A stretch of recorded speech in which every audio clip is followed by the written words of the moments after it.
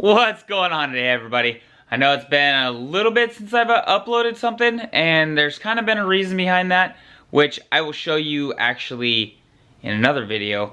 But this video, the old Audi, she strikes again. Classic German engineering at its finest. No, I'm just kidding. But the Audi is down, and we've got a problem. It's a major problem, and we need to fix it. So let's go ahead and we'll fix it. Now, I thought it might be kind of fun to go ahead and kind of let you guys guess what we're doing.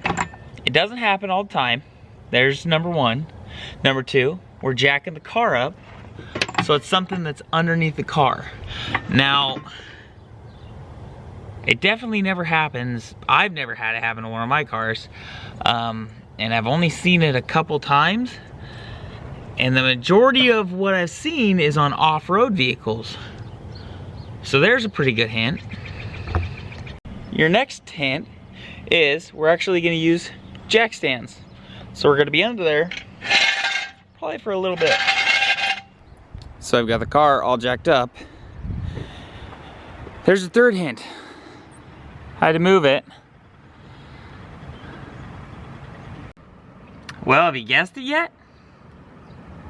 Probably not on many people's guest lists that they're probably guessing. You're probably guessing it's had something break, we blew a line, belt slip, something like that. But we do have an oil leak, and I don't know how else to explain it, but the Audi decided itself that we need to do an oil change on it. Not only an oil change, but we gotta replace a couple parts with it. I don't know if you can tell or not. You see what's wrong yet? It's kind of a big deal. So, if we go to the oil drain plug to drain the oil when we do an oil change, and then we go actually underneath the oil plug, or drain plug, you can see the problem. Well, there's no way that's gonna hold oil in there. Well, that's not good. So like I said, I haven't seen that on many cars. The oil pan is usually not one that gets crushed. For some reason, this one decided it needed an oil change and it crushed itself. So we've got a giant hole in our oil pan that we need to fix. Now luckily, O'Reilly's actually had an oil pan for us, so we're gonna actually go ahead and take this old one off, hopefully put a new one on, fill it back with oil, and pray that nothing else is wrong. So what actually happened is he was driving it in to go to the gas station, driving it in, and as he drove it in, stopped. As he came out, he noticed there was a bunch of oil on the ground. Now, it's weird that all of a sudden there's a big pool of fresh oil on the ground underneath your car. So you look underneath and you see oil's dripping out. Well, what the heck? So we managed to tow it home, look at it, and actually found that it has a giant hole in the oil pan.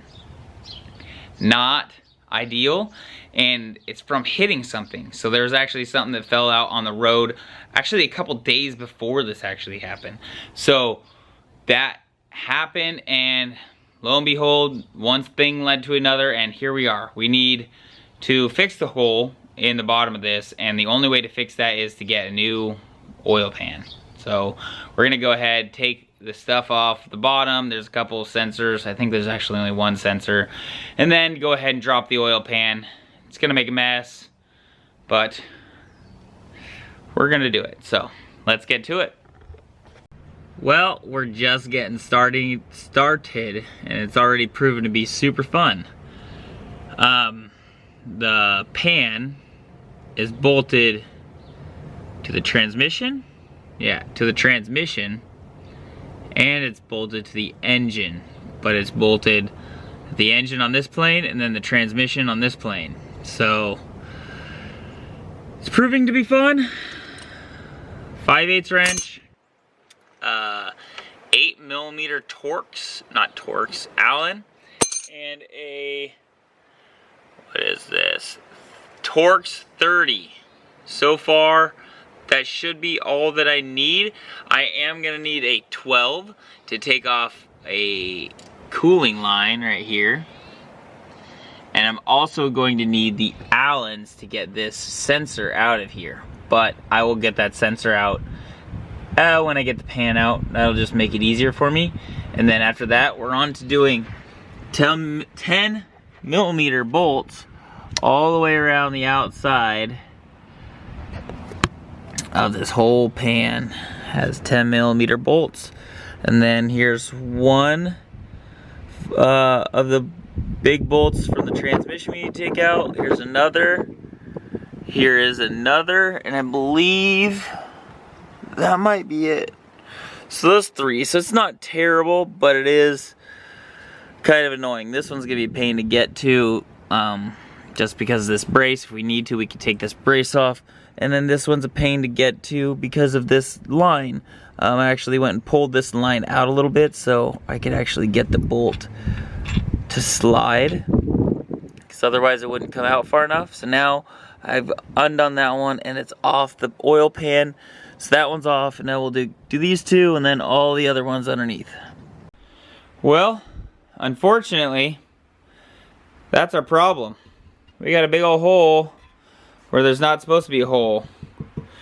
And actually, we got another problem, because on this new one, we don't have a hole where there's supposed to be a hole. So I'm going to have to do some, I guess, light machining and try to get that cleaned out and tapped and drilled, because those holes are not ready for bolts or this sensor. Yay, that looks fun.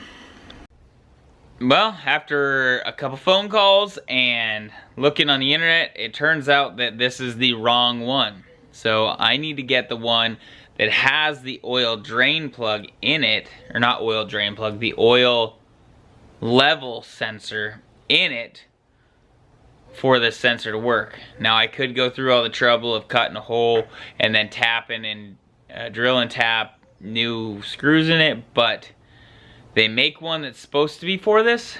So we'll go ahead, we'll take this one back, we'll get a new one, the right one, and actually get it in the car, because I don't want to mess up my hole, because I don't have a hole saw that's big enough. I have an 38 millimeter, I believe, and it needs to be a 40 mil hole. And then I don't have a tapping kit to tap the original screws in, so I'd have to tap different screws into it. It's just gonna be a problem. So I'm just gonna put it on the back burner, catch up with you guys tomorrow. I'm gonna go take this one back, get a new one, and hopefully have everything dialed and ready to go. Fingers crossed. So check back in with you guys probably tomorrow. Well, we're back, and we got actually the right oil pan this time. So we got the right one. We're gonna go ahead, and I already swapped over the actual oil level sensor, so it's already done, and we're gonna go ahead and start slapping this thing back on the car. So now I gotta go back out, re-jack up the car, get that ready to go, and slap this oil pan on. Get all these bolts put back in there. Gotta be fun. Another thing worth mentioning, I got a gasket too, so it'll have a gasket on it.